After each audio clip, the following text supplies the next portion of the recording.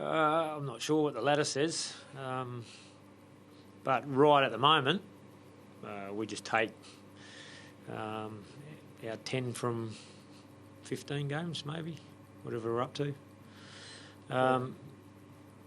So there's a lot of footy left. There's another 60 or 70 games of footy left this year across the competition. So we're really pleased with tonight's effort. We've been pleased with our season to date, but we want to keep building towards what we've talked about all year and last year.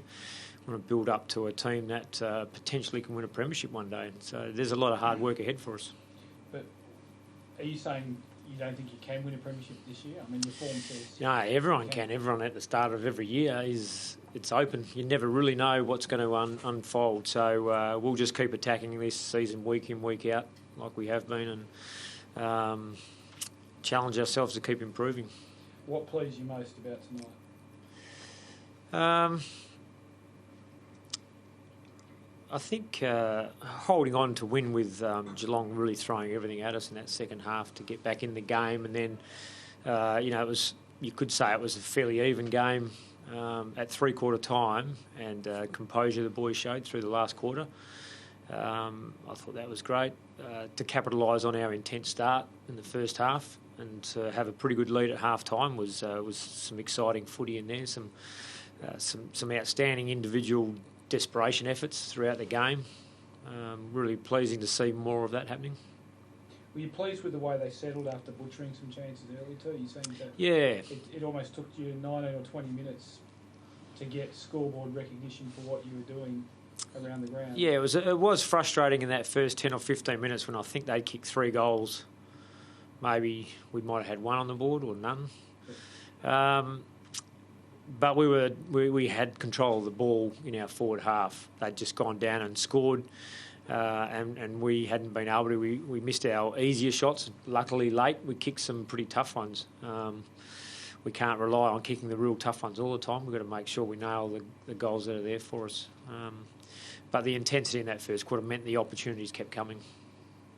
Is it the ultimate test of your press, do you think, to be able to disassemble Geelong's movement of the ball out of defence, which happened for most of the first half tonight? Yeah, well, yes, but then again, we couldn't do the same in the second half. So that's where we say there's areas that we've got to address and see why that happened, why Geelong started to dominate the inside 50s in the second half, and why we couldn't get the ball inside our 50. So really, we didn't have the chance to lock it inside 50 because we didn't get in there enough in the second half. But that's areas of the game that we know we've got to keep working on. In terms of belief and confidence, how significant is it that you've knocked off Carlton and Geelong now? Well, I think beating Carlton was fairly important for us because we'd had pretty close losses against some of the other teams at that stage of the year. We're going pretty well, Sydney and Hawthorn and those teams. So, it was reward for effort, I think, because we'd pushed a couple of teams and lost close games, and the last 2 weeks we've pushed good teams and won. Do you feel you've got the weapons now that can beat any team, and that's including Collingwood in that bracket? Yeah, we haven't played every team, we haven't beaten every team yet, so we need to wait now and test ourselves against those teams if we get more opportunities at it. But we've got some great challenges coming up, starting with St Kilda next week. It's going to be a huge challenge at Etihad to take the Saints on. How do you manage physically into that game, John? How do you go into that game physically? Was there anything out of tonight? Was he hampered in the second half, Coxie, or was he just... He might have tightened up, but no, he's fine. It's Saturday night game, so we've got a good 8 days to prepare for it. Really wrapped, and obviously coming off the bye, you guys can do all the stats on that, but we didn't have a big focus on the fact that we were coming off the bye, other than our preparation was about playing with the same intensity we've been playing with all year. So as far as you're aware at the moment, the claim bill of health out of tonight? Yes. Natanui had a bit of a clumsy front-on challenge against Taylor Hunt. What did you make of it? Well, yeah, I only saw I don't even know if there was a free kick paid, was there? Or there was? I'm not sure, but so I haven't seen a replay of that at all. John, you seem really emotionally involved tonight, more sort of demonstrative than usual, and banging a fist and that sort of thing. That's right. What sort of I told you, just every now and then a cockroach slips across the bench. I'm just doing my bit for the boys. So. Is there more feeling though in tonight? Maybe it's just what the no more feeling. Yeah, just I think probably more intense Friday night football, they invest a bit more, I think, with the number of people watching. How are you feeling now? Your side's 10-4, absolutely flying. I'm looking forward to next week against the Saints, taking it 8 days at a time. Emotionally, though, you've got to be just feeling on top of the world. Oh, really?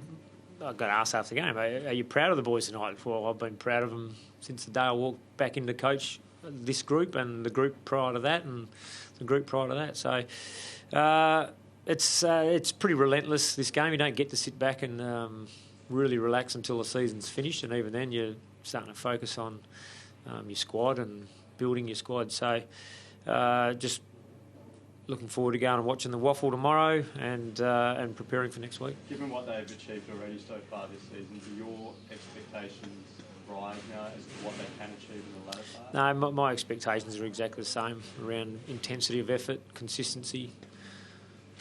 You know that the top 4 and the double chance is right there in front of you. How big a carrot is that now to go for, and can you even use that to sort of inspire? No, these guys need to be inspired by just wanting to play good footy together and achieving results like tonight.